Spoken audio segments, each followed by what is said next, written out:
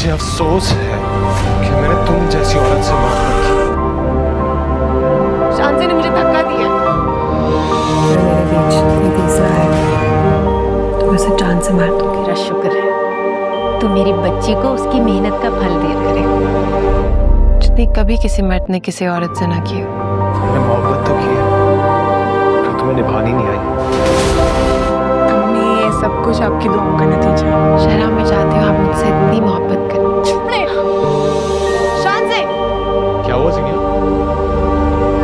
मैं अपनी मोहब्बत के रास्ते में आने वाली हर एक चीज को काट के फेंक दूंगी। इस जन्नत को अपनी मोहब्बत से और खूबसूरत बनाना।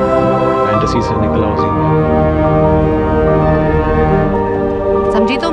जब एक बहू सास को चुनौती दे दे और शौहर को इज्जत और मोहब्बत में से एक चुनना पड़े तो घर नहीं, रिश्ते टूटते हैं। स्क्रिप्ट तुम्हें शर्म आनी चाहिए, इस घर के अपने उसूल हैं। सास की बात पूरी भी नहीं हुई थी कि जहनिया ने जवाब दे दिया, बस करिए, जितना सुनाना था सुना लिया। कमरे में सन्नाटा छा गया। एक काम करिए, मुझे एक लिस्ट दे दीजिए इन मैनर्स की, क्योंकि मुझे यहाँ आए हुए इतने दिन हो गए लेकिन ये खत्म ही नहीं हो रहे। उसकी आवाज में अकड़ साफ थी। मैं इस घर में नौकर बनकर नहीं आई, मैं यहाँ मालकिन बनकर आई हूँ। ये सुनते ही सास के होश उड़ गए। जुबान संभाल कर बात करो, तुम अपनी सास से बात कर रही हो। लेकिन जहनिया नहीं रुकी। मैं ऐसे ही बात करती हूँ जिसे अच्छा लगे या बुरा, मुझे फर्क नहीं पड़ता। पीछे खड़ा शहरियाम सब कुछ सुन चुका था। उसकी आंखों में हैरानी और गुस्सा था। वो सीधा कमरे में गया। चलो माफी मांगो अभी। मेरी माँ से, जहनिया ने बिना सोचे जवाब दिया। मैंने क्या गलत किया है?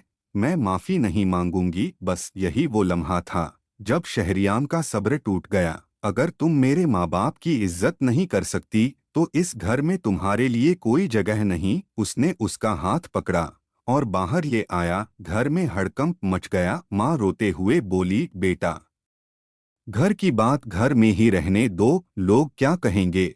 लेकिन अब बात हाथ से निकल चुकी थी। दूसरी तरफ फरियाल के घर खुशियों का माहौल था।